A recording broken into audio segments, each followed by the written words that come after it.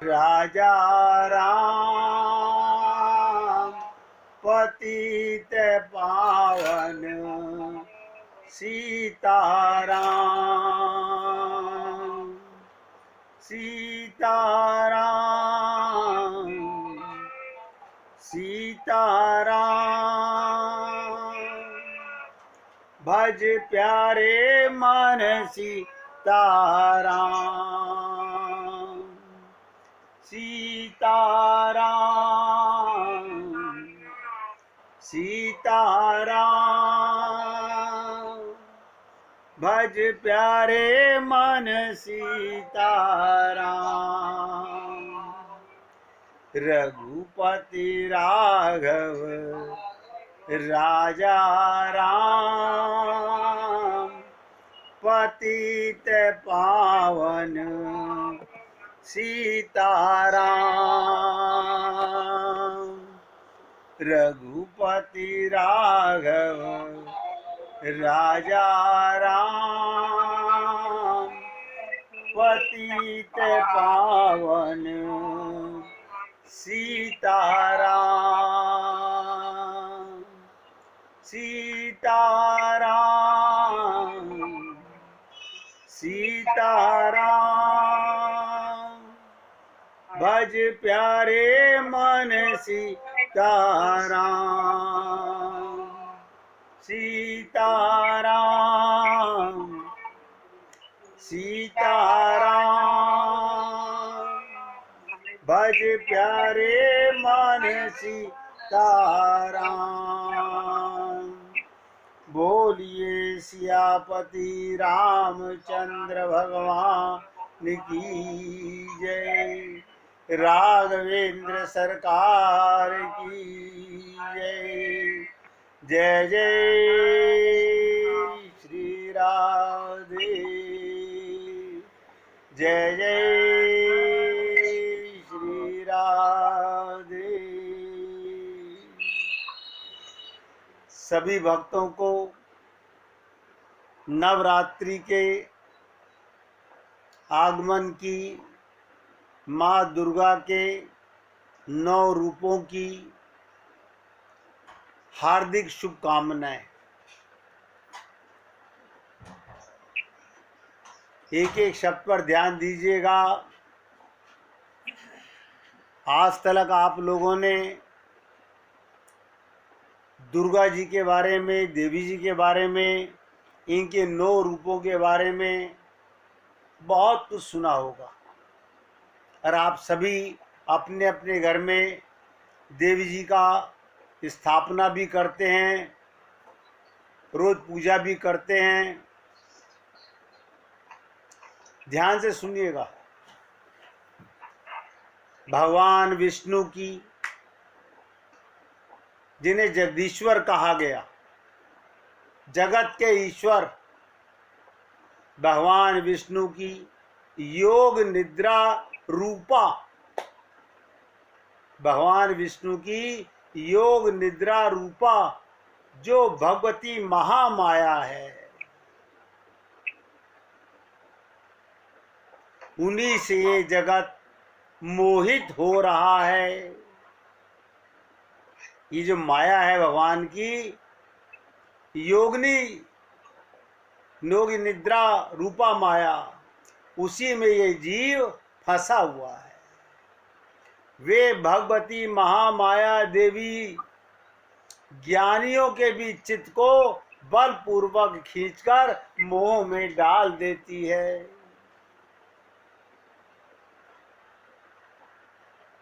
भगवान ने मनुष्य को ऐसे माया के चंगुल में फंसा दिया है कि वो कभी समझ ही नहीं पा रहा मैं सही कर रहा हूं या गलत कर रहा हूं। बहुत से लोग तो 2 नाव में सवार रहते हैं। हम यहां भी अटेंड कर लें और वहां भी अटेंड कर लें, इनके भी बुरे ना बने, उनके भी ना बुरे बने। अरे ये जीव जब तक यही नहीं समझ सका कि मैं कौन हूं, मेरा कल्याण कहां पर है,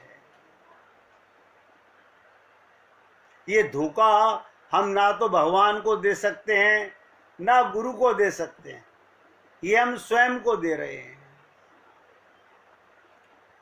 तो मैंने कहा वही माया इस संपूर्ण चराचर जगत की सृष्टि करती है, वही प्रसन्न होने पर मनुष्य को मुक्ति के लिए वरदान देती है।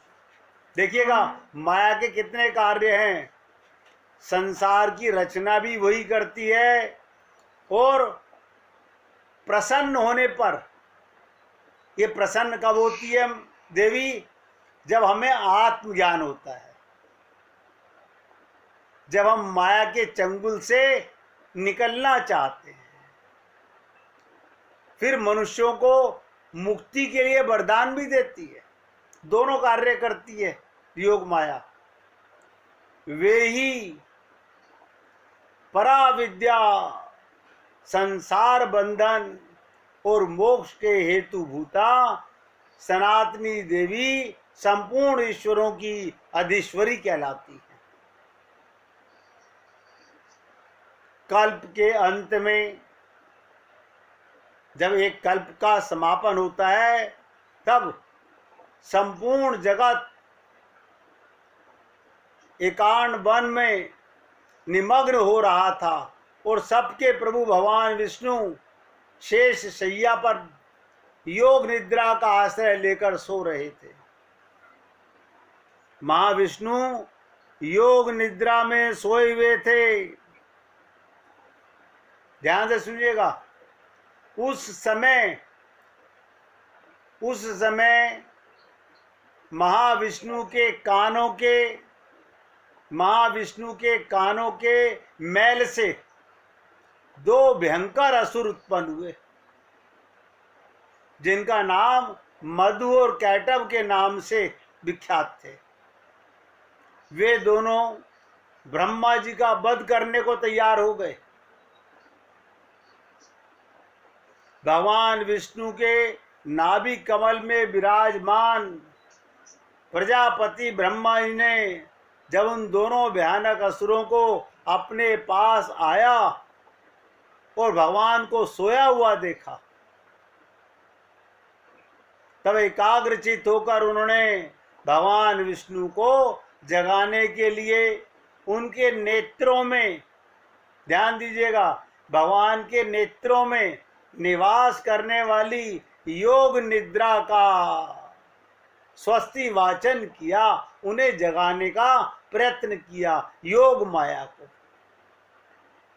जिसे मैंने कहा इस विश्व की अधीश्वरी हैं, जगत को धारण करने वाली हैं, संसार का पालन और संहार करने वाली, तथा तेज स्वरूप भगवान विष्णु की अनुपम शक्ति भी है। उन्हीं भगवती निद्रा देवी की भगवान ब्रह्मा जी स्वयं स्तुति करते हैं। भगवान शंकर क्या कहते हैं उस देवी को?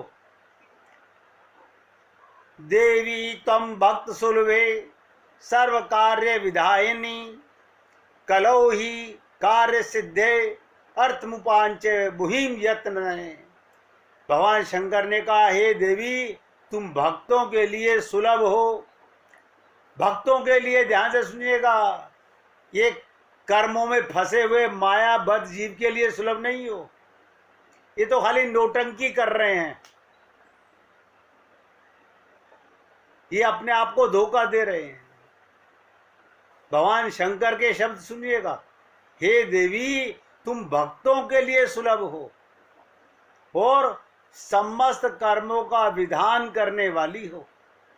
कलयुग में कामनाओं की सिद्धि हेतु यदि कोई उपाय हो तो उसे अपनी वाणी द्वारा सम्यक रूप से व्यक्त करो।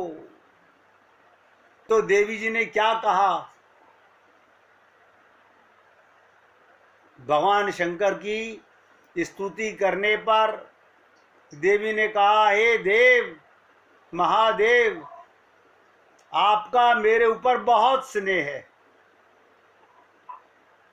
कलयुग में समस्त कामनाओं को सिद्ध करने वाला जो साधन है वो बतलाऊंगी, बहुत ध्यान से सुनो। उसका नाम है अंबा स्तुति, अंबिका की स्तुति करना। क्या आप और हम लोग देवी से भगवत प्राप्ति करने का, परम पद पाने का, अपना कल्याण करने की कामना करते हैं? आज से देवी के सारे मंदिरों में जितनी भीड़ होगी उतनी कहीं नहीं होगी, लेकिन सबकी डिमांड क्या होगी ये आप भली प्रकार जानते हैं। इसी के लिए योग माया ने कहा उस अंबा के लिए, ओम अश्य देवा दे अश्य श्री दुर्गा सप्त श्लोकी स्त्रोत मंत्रस्य नारायणा ऋषि अनुस्पृष्टम छंद है। देखिएगा, जिसकी प्रार्थना करने के लिए स्वयं योग माया बता रही है, उस दुर्गा सप्त श्लोकी स्तोत्र मंत्र के नारायण ऋषि हैं, अनुपुष्ट छंद हैं, महाकाली, महालक्ष्मी, महासरस्वती, ये सब देवता हैं। श्री दुर्गा की प्रसन्नता के लिए सप्त श्लोकी दुर्गा पाठ में इसका विनियोग किया जाता है, जिसके लिए कहा जाता है नंबर 1, ओम ज्ञानी नाम अपि चेतांसी देवी भगवती ही सा बलादा कृष्य मोहाय महामाया प्रयच्छति। वे भगवती महामाया देवी ज्ञानियों के भी, ध्यान से सुनो, ज्ञानियों के भी चित्त को बलपूर्वक खींचकर भगवान के मोह में डाल देती है। क्या मतलब? कूड़ा करकट संसार के मोह से निकालकर, ये माया के जंजाल से निकालकर भगवान के मोह में डालती है। लेकिन संसार भगवान से मोह करना कहाँ चाह रहा है?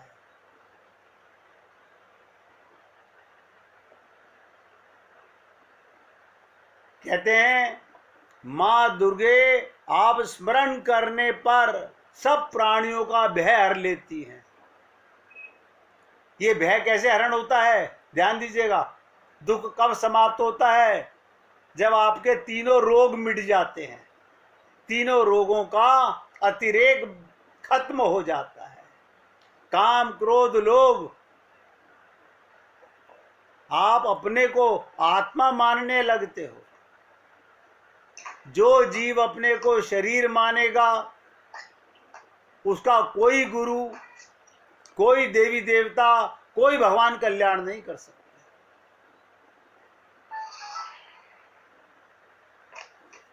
तो कहते हैं हे मां दुर्गे आप स्मरण करने पर सब प्राणियों का भय हर लेती हैं, और स्वस्थ पुरुषों द्वारा चिंतन करने पर, अब एक एक शब्द ध्यान दीजिएगा, शब्द है स्वस्थ पुरुषों का। ये स्वस्थ माने स्वस्थ कौन होता है? ये शरीर से स्वस्थ नहीं, जो आत्मा में स्थित है, जो अपने को आत्मा मानता है, उसे स्वस्थ कहा जाता है। स्वस्थ पुरुषों के द्वारा चिंतन करने पर उन्हें परम कल्याणमयी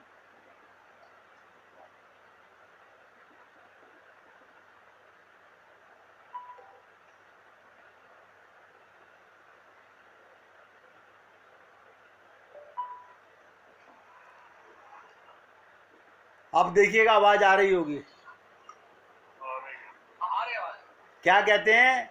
जो स्वस्थ पुरुष है, अब पुरुष का मतलब स्त्री पुरुष नहीं, जो आत्मा में स्थित है उसके द्वारा चिंतन करने पर उन्हें परम कल्याणमयी बुद्धि प्रदान करती हैं। आप और हम लोगों के पास जो बुद्धि है वो संसार में जूते चप्पल खाने के लिए है। ये वो बुद्धि नहीं है। दुख, ध्यान दीजिएगा, दरिद्रता और भय हरने वाली देवी। दुख माने तुम्हें आत्मज्ञान हो गया तो तुम्हारे को कोई दुख नहीं है। दरिद्रता माने क्या? जब तक जीव शरीर मानता है तभी तक वो दरिद्र रहता है। आत्मा परमात्मा का अंश होने के बाद, अमृत से पुत्र होने के बाद फिर कोई दरिद्र नहीं रहता।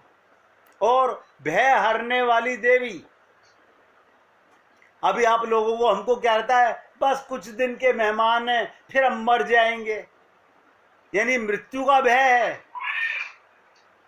और देवी की कृपा देखिएगा कितनी बड़ी कृपा है। आत्मज्ञान होने के बाद जीव कहता है राम मरे तो मैं मरूं, वरना मरे भलाए, ये शरीर मरेगा मैं तो अमृत हूं। आप सोचिए, क्या आप और हम लोग इस तरह की प्रार्थना करते हैं? क्या आप हम लोग ये सब बातें सोचते हैं? ये सब बातें मन में आती हैं? फिर कहते हैं आपके सिवा दूसरा कौन है जिसका चित्त सबका उपकार करने के लिए सदा दया दृढ़ रहता है। ये जगत जननी माँ, जिसे राधा कहो, सीता कहो, लक्ष्मी कहो, पार्वती कहो, ये पार्वती के ही 9 रूप हैं दुर्गा जी के। क्या कहते हैं? ये है वो माँ जो जीव का कल्याण करना चाहती है। लेकिन मैंने शायद ही किसी को देखा हो जो देवी से ये प्रार्थना करता हो कि मेरे को मेरे भगवान से प्रेम करने के लिए कृपा करो। फिर क्या कहा? सर्वमंगल मांगल्ये शिवे सर्वार्थ साधिके शरणे त्र्यंबके गौरी नारायणी नमोस्तुते। हे नारायणी, देखिएगा कमाल की चीज, ये देवी को क्या कहा गया? नारायणी, तुम सब प्रकार का मंगल प्रदान करने वाली मंगलमयी हो, कल्याणदायिनी शिवा हो, सब पुरुषार्थों को सिद्ध करने वाली। और अंडरलाइन करके नोट करो, शरणागत वत्सला,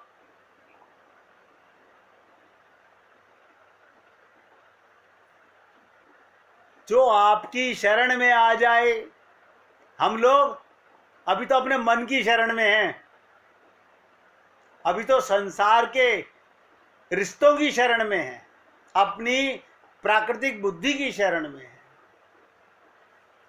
कहते हैं शरणागत वत्सला, 3 नेत्रों वाली एवं गौरी हो, तुम्हें नमस्कार है। भगवान शंकर के 3 नेत्र हैं और तीनों नेत्रों में यही महागौरी विराजमान रहती है। हम लोगों को इन बातों का भी ज्ञान नहीं है। शरणागत दीनार्थ परित्राण परायणे सर्वस्यात् हरे देवी नारायणी नमोस्तुते। क्या कहा गया? शरण में आए हुए दीनों एवं पीड़ितों की रक्षा में संलग्न रहने वाली, सबकी पीड़ा दूर करने वाली हे नारायणी देवी, तुम्हें नमस्कार है।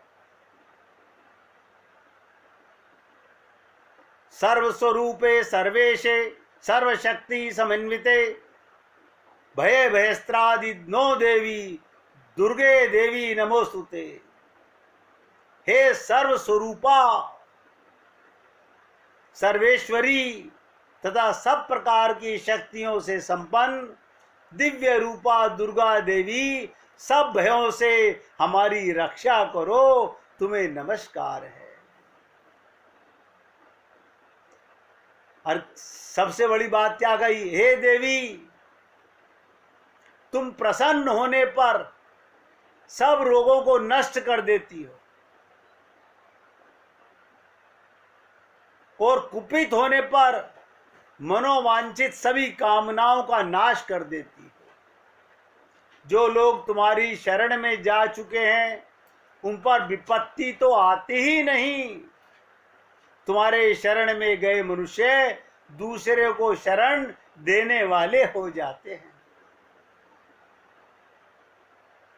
7वें श्लोक में कहा गया, सर्वबाधा प्रसन्नम त्रिलोकेश खिलेश्वरी एवमेव त्वया कार्यमस्य देवीर्विनाशनम।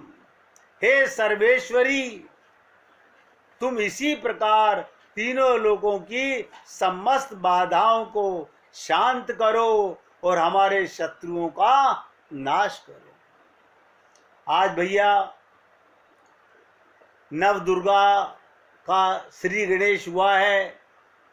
मैं तो आपके सामने ये चर्चा करने लगूंगा तो बहुत लंबी चर्चा है कि नौ दुर्गा में शैलपुत्री कौन हैं। इन सब की चर्चा मैंने इसीलिए आपके सामने जो मूल चीज थी नव दुर्गा की उसकी चर्चा आपसे की। और उम्मीद करता हूं कि आप कम से कम अपने आप को धोखा मत दीजिए। हम किसी को धोखा नहीं दे रहे हैं, याद रखिएगा, हम अपने आप को धोखा दे रहे हैं। तुलसीदास जी कहते हैं, नर विविध कर्म अधर्म, ध्यान से सुनिएगा, नर विविध कर्म अधर्म बहुमत शोक प्रद सब त्याग हूं। कमाल है, ये रामचरितमानस का ही बात बता रहा हूं। नर विविध कर्म अधर्म बहुमत शोक प्रद सब त्याग हूं। विश्वास करी कह दास तुलसी राम पद अनुराग हूं। तुलसीदास जी कहते हैं, अनेकों प्रकार के कर्म अधर्म और बहुत से मत, ये सब शोक प्रद हैं। आप देखते हो लोगों का काम यही है, जहां देखी तवा परात वहां बिताई सारी रात। हम इनके भी बुरे ना बने उनके भी ना बुरे बने, यही करते करते तो हम अपने प्रीतम परमात्मा के बुरे बन गए। उसको पाने का मौका मिला था। तो तुलसीदास जी कहते हैं, हे मनुष्यों इनका त्याग कर दो। किसका? अधर्म और बहुत से मत जो शोकप्रद हैं, जो दुख देने वाले हैं, इनका त्याग कर दो और विश्वास करके भगवान राम के चरणों में प्रेम करो। अब आप और हम लोग कितना प्रेम करते हैं भगवान के चरणों में, इसके लिए भी थोड़ा सुन लीजिए। भगवान राम कृष्ण के दर्शनों के लिए, दर्शनार्थ पाने के लिए बहुत साधन बताए गए। जितने संत महात्मा, जितने संप्रदाय एक परमात्मा से मिलाने के लिए अलग अलग मार्ग बताते हैं। परमात्मा एक है। तो ध्यान से सुनिएगा, भगवान श्री राम का ध्यान, देखिएगा कमाल की बात है। मैं आपको कैसे बता रहा हूं कि भगवान राम का ध्यान, और भगवान ने गीता में ध्यान की बड़ी महिमा गाई है। हमें कृष्ण भगवान ध्यान की महिमा बता रहे हैं। ध्यान के प्रकार बहुत से हैं, तो साधक को अपनी रुचि, अपनी भावना और अधिकार के अनुसार तथा अभ्यास की सुगमता देखकर किसी भी एक प्रकार से ध्यान करना चाहिए। मैंने आपसे कहा अपनी रुचि के अनुसार, अपनी भावना के अनुसार, अभ्यास की सुगमता देखकर किसी भी एक प्रकार से ध्यान करना चाहिए। क्या करना चाहिए? एकांत में आसन पर बैठकर साधक को दृढ़ निश्चय के साथ,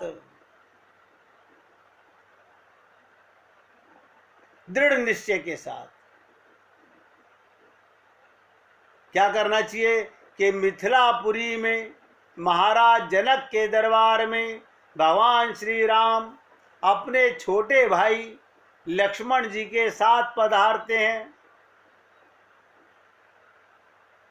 आप ध्यान दीजिएगा, खाली नाम जपते रहोगे तो मन भटक जाएगा, भगवान की लीलाओं में चले जाओगे तो लीला के पात्र खुलते जाएंगे। भगवान राम अपने छोटे भाई के साथ जनक के मिथिलापुरी महाराज के दरबार में पधारते हैं। भगवान राम दुर्वा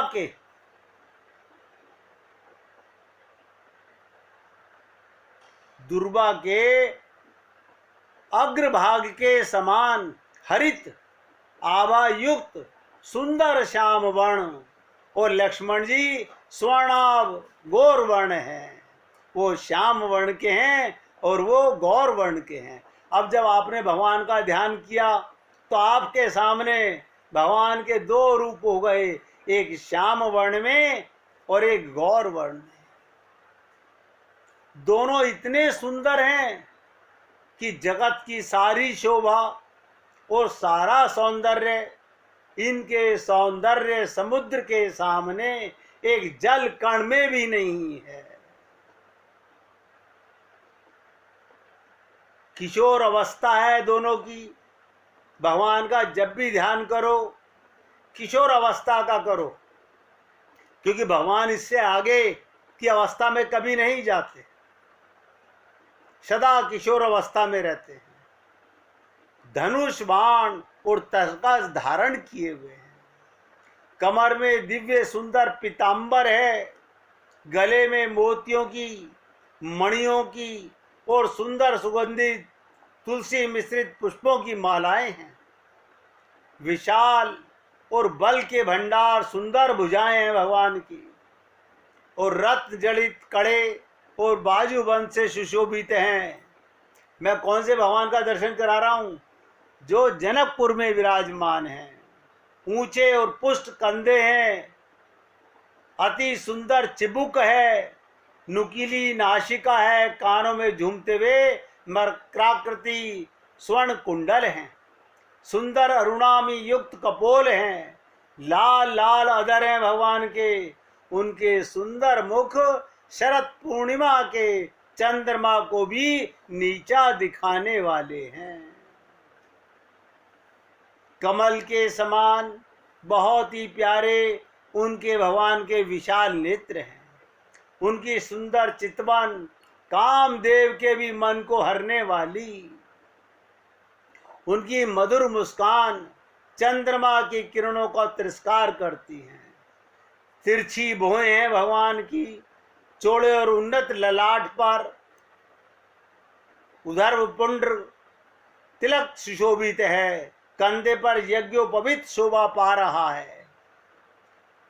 गजराज की चाल से दोनों चल रहे हैं, इतनी सुंदरता कि करोड़ों कामदेवों की उपमा भी उनके लिए तुच्छ है। आपने सुना होगा जनकपुर में जब भगवान जाते हैं तो उनको उनकी उस समय की वहां की जनकपुर की गोपियां, ब्याता और कुंवारी सब ने देख करके अपने मन में ये भाव आने लगा।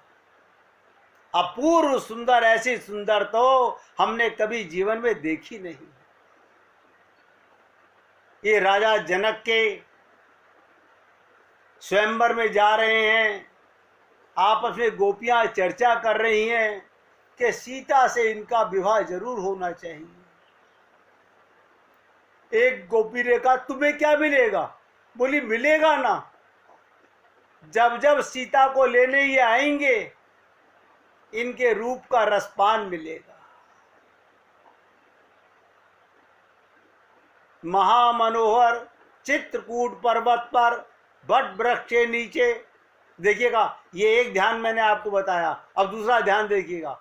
महामनोहर चित्रकूट के पर्वत पर वट वृक्ष के नीचे भगवान श्री राम, सीता और लक्ष्मण जी बड़ी सुंदर रीति से विराजमान हैं। बदलते रहिए भाव को। ये जो आप लोग अपनी प्रार्थनाएं करते हैं रटी रटाई, उनसे भाव नहीं बनता। भाव बनता है भगवान की लीलाओं से। और मैंने क्या कहा, एक बार मैंने देखा वृंदावन में बांके बिहारी मंदिर के सामने, ध्यान दीजिएगा, बांके बिहारी मंदिर के सामने एक दान पात्र रखे में बहुत सारे लोग क्या करते हैं, उसमें 50 का, 100 का, 500 का, 10 का, 20 का नोट डालते हैं। ये क्या कर रहे हो? भगवान को दान दे रहे हो। भगवान की माया, भगवान को दान दे रहे हो। एक गोपी रोजाना एक कागज पर अपने कान्हा के लिए 2 लाइनें अपने हृदय की लिखकर लाती है और उन लाइनों को रोते हुए उस पात्र में डालती है। किसी ने पूछा, अम्मा ये तो दान पात्र है, तो तू भगवान को क्या दान दे रही है? बोले, भगवान को भगवान की चीज देने का कोई लाभ नहीं है। मैं तो भगवान के प्रेम से जो पाती हूं उन्हें अपने आंसुओं में लपेट के उसी को अर्पित कर देती है। सबका अपना अपना भाव है। बहुत से लोग अपने बच्चों को, कच्चों को ले जाकर के, बेटा तू भी 2 का नोट डाल दे, तू भी 50 का नोट डाल दे। कभी ये नहीं कहा मंदिर में जाकर के कि बेटा इस समय मुझे भूल जा, माता को भूल जा, ये तेरे मेरे सबके पिता हैं, इनको जी भर के निहार ले। कौन कहे? तो महामनोहर चित्रकूट पर्वत पर वट वृक्ष के नीचे भगवान श्री राम, सीता और लक्ष्मण जी के साथ विराजमान हैं। नीले और पीले कमल के समान कोमल और अत्यंत तेजों में उनके श्याम और घोर वर्ण को शरीर ऐसे लगते हैं जैसे चित्रकूट रूपी काम सरोवर में प्रेम रूप और शोभायमान कमल खिले हुए हैं। ये नख से शिखा तक, देखिएगा, नख से शिखा तक परम सुंदर, सर्वदा अनुपम और नित्य दर्शनीय है। भगवान राम और लक्ष्मण के कमर में मनोहर मुनि वस्त्र और सुंदर तरकश बंधे हुए हैं। श्री सीता जी लाल वसन से और नानाविध आभूषणों से सुशोभित हैं। दोनों भाइयों के वक्ष स्थल कंधे विशाल हैं। कंधों पर यज्ञोपवीत बलकल वस्त्र धारण किए हुए हैं। गले में सुंदर पुष्पों की मालाएं हैं। कर कमलों में सुंदर धनुष सुशोभित है। परम शांत, परम प्रसन्न मनोहर मुखमंडल की शोभा ने करोड़ों काम देवों को जीत लिया। कानों में पुष्प के कुंडल हैं।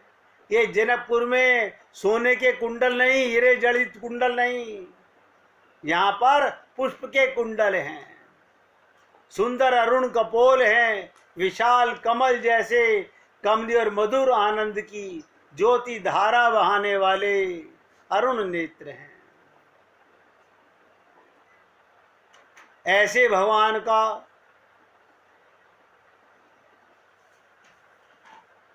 ये तीनों वैराग्य पूर्ण मूर्ति हैं, अत्यंत सुंदर हैं। संसार से, ध्यान से सुनो, अगर भगवान के रूप से प्रेम हो गया, राग हो गया, संसार से अपने आप वैराग्य हो जाएगा, करना नहीं पड़ेगा। अभी मन फंसा हुआ है। ये मन का गलती नहीं है मन की, क्योंकि मन माया का बेटा है और माया का संसार है, माया का परिवार है, माया का शरीर है, तो मन तो जाएगा ही। इसलिए मन को रोको, उससे सुंदर जगह लगाओ भगवान में, तो मन लगने लगेगा।